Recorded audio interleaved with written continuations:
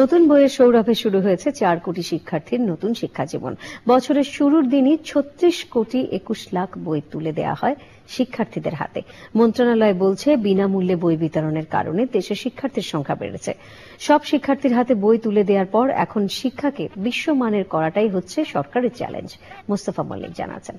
আমরা সবাই রাজা, আমরা সবাই রাজা, আমাদের ঢাকা বিশ্ববিদ্যালয়ের কেন্দ্রীয় খেলার মাঠ, বর্ণিল সাজ। ঢাকা মহানগরের সরকারি বেসরকারি প্রাথমিক বিদ্যালয়ের শিক্ষার্থীদের নিয়ে মনোরম আয়োজন। বছরের শুরুর দিনই নতুন বই, আনন্দের শেষ নেই শিক্ষার্থী আর অভিভাবকদের। অনেক উৎসব হয়েছে, নেতারা আসছে, আমাদের অনেক ভালো লাগছে এখানে এসে। বক্তারা বলেছেন, বাংলাদেশ এখন নজর কেড়েছে সবার। আমরা এত গরিবান নই, এখন আমরা রোজগার করে বেঁচে থাকতে পারি। তারপরে যে জিনিসটা আমাদের দরকার, আমাদের শিক্ষাটাকে শক্তিশালী করতে হবে। শিশুদের স্কুলে যাওয়াটাকে আরো আনন্দময় করে তোলার জন্য সমস্ত স্কুলগুলোকে, প্রায় 65,000 সরকারি স্কুল, এখন সমস্ত স্কুলগুলোকে একটা স্কুলের এনভায়রনমেন্ট দেওয়ার জন্য আমরা চেষ্টা করছি।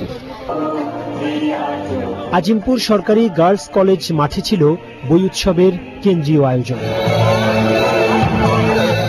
ঢাকা মহানগরের মাধ্যমিক বিদ্যালয়ের শিক্ষার্থী এবং অভিভাবকরা সকাল থেকেই মাঠে আসতে শুরু করেন।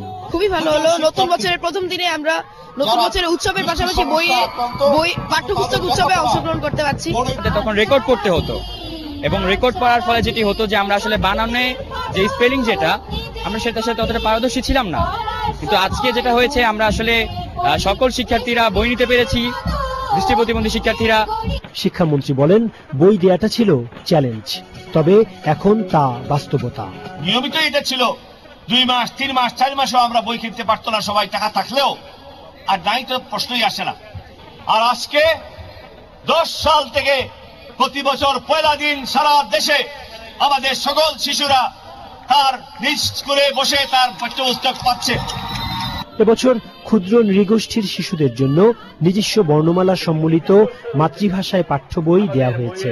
প্রাক প্রাথমিকে সারা দেশে 5টি ক্ষুদ্র নৃগোষ্ঠীর চাকমা, মারমা, ত্রিপুরা, গারো, সাদ্রি শিক্ষার্থীদের 8 ধরনের বই দেয়া হয়েছে।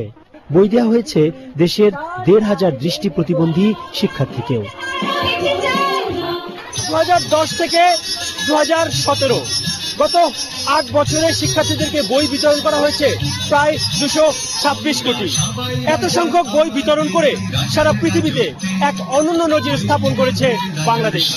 এগিয়ে যাক দেশের সব শিক্ষার্থী, এগিয়ে যাক সবার প্রিয় এই বাংলাদেশ।